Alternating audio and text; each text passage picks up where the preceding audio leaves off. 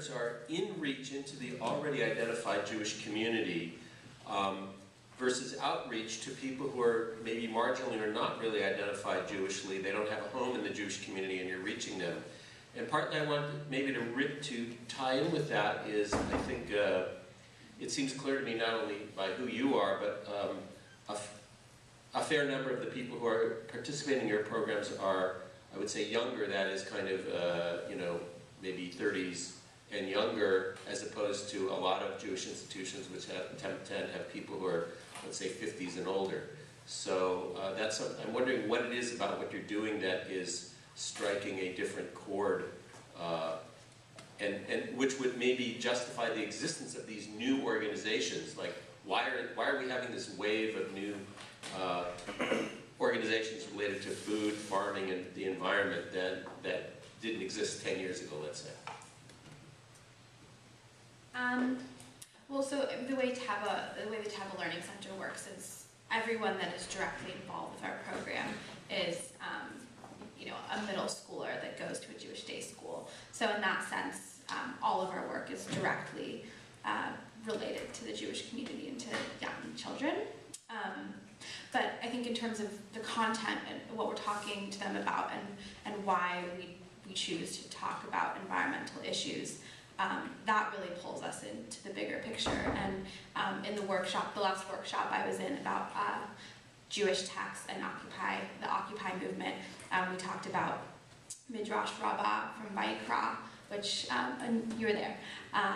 And sort of, for those of you that aren't familiar with that, that's the story about several people are sitting on a boat, and one person starts drilling a hole beneath him in the boat, and someone, you know, starts complaining, saying, you know, you can't do that. There's water getting into the boat, and we're all going to sink. And he's saying, well, it's my piece of the boat. I can do whatever I want. And someone says no, because what you do, even if it's your little section of the boat, affects everybody. And I think that's the message we're really trying to instill in these kids, is that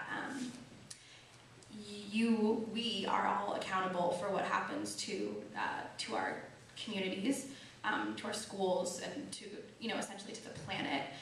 So even though we're delivering this message directly to these young Jewish kids, we're delivering it with the intention that they hold each other and themselves accountable for sort of the rest of the world, in some senses. So you call that kind of education towards tikkun olam or something like that? Yeah. Yeah. So Wilderness Torah is addressing a need in the community that touches both the affiliated and the unaffiliated. And, you know, we see that for many Jews, young and old alike, the interest in, or perhaps the concerns about the environment are growing, and the desire to connect to the natural world is growing along with that. And we see that with the outgrowth of a whole bunch of different environmental organizations in the Jewish community. And we also see that there's, especially in the East Bay, there's a huge trend towards unaffiliated Jewry who are very environmentally oriented. So Wilderness Torah is doing something that, you know, for folks that perhaps don't belong to or go to a synagogue, they say, oh wow, Judaism outdoors in nature, Sukkot on a farm, or Passover in a desert, wow, that actually sounds like the kind of Judaism that I might get on board with. So a lot of the folks that are coming to our festivals are unaffiliated, and it turns out that it's about half and half. So about half the people that we address are involved in synagogue life, or involved in JCC life, or involved in some other way, and then they see an opportunity to take their Judaism and extend that into a nature-based context. And then about half of them are like people that perhaps left Judaism when they were young, got turned off by Judaism, and then said, wow, you know, a Judaism that is like actually honoring nature and getting outside, that's the kind of Judaism that would be cool for me. And then people are coming through Wilderness Torah and getting involved in Jewish life in other ways. So in that way, we're sort of an outreach organization in part. You know, if you look at Nature, the new program that we did a 2-year pilot program with Chochmat Halev, and this year Wilderness Torah launched its own program called Nature. About half and half. Half of them are affiliated with a synagogue, and about half are completely unaffiliated at all with Jewish life anywhere else. And the parents got to the time when the children's age, and like, oh, we need to do, you know, something to honor their bar or their bat mitzvah, but we're not really Jewishly involved. But they want something that resonates with the culture, and so Nature became an exciting option for them. Great, thank you, Renna. So part of what Zelig was saying about wilderness Torah is also true in many ways with Hazon, which is that we do bring in a lot of people who aren't affiliated with an with a Jewish institution, who aren't really involved in Jewish life, who are really passionate about biking, who are really passionate about food, sustainability, and are coming to our events because that's the pull, that's the draw to come, and you know, like, why not, like, bike for 2 days and meet some fun people. And they're not so excited about the whole Jewish piece of it, the idea of having a Shabbat that has different service options for Friday night services and Saturday morning. Like, they're probably not going to go, or they might go and be totally blown away by it because they've never experienced that kind of passionate Judaism because they grew up in some like stuffy synagogue and just were done with it. Or they also see, like, you know what, this is an issue that's really near and dear to my heart, and I'm seeing it from a very secular lens, and I didn't realize that there's a way to put a Jewish angle to it. And I didn't realize that my Jewish tradition is saying that actually we do care about these issues, and it's there, and it's relevant to my ancestry, my traditions. So there are people who come to the conference because they care about these issues and not the Jewish piece, and are like blown away by the Jewish experience.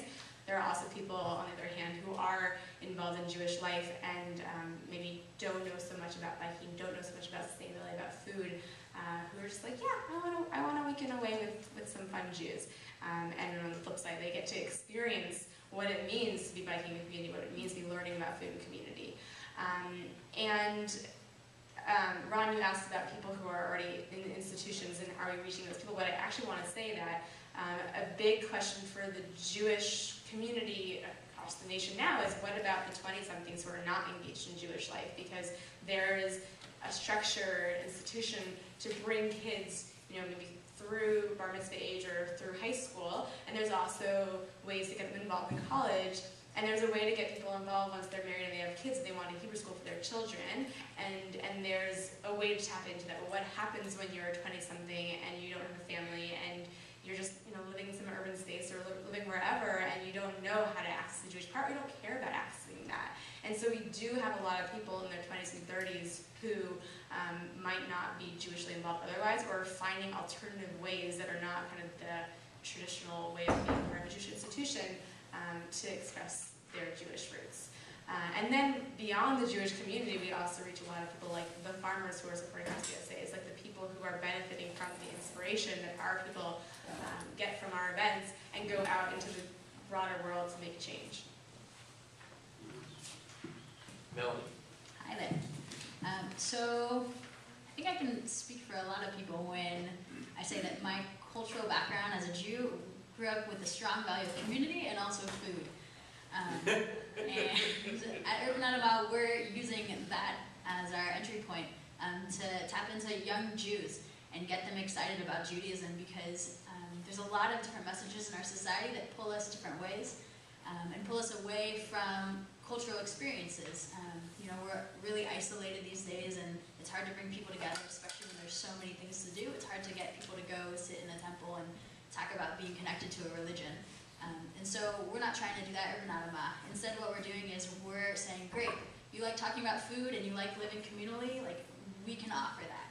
We can provide a space for young Jews to connect and feel connected to Judaism through getting you connected to food and getting you involved in something hands-on. And one piece that we also bring into the equation is social justice, because that's definitely a hot phrase these days among young Jews who are, I mean, to be real, 20-year-olds want to change the world. We haven't lost hope in it yet.